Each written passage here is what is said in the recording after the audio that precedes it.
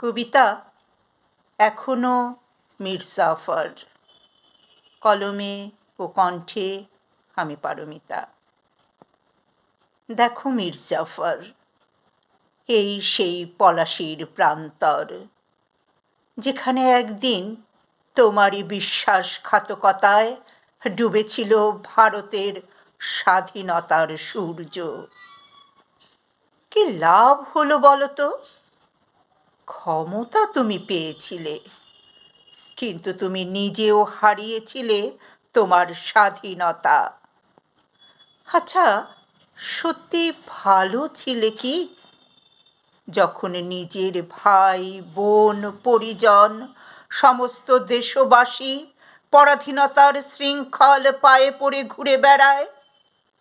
তখন নিজে ভালো থাকা যায় কি?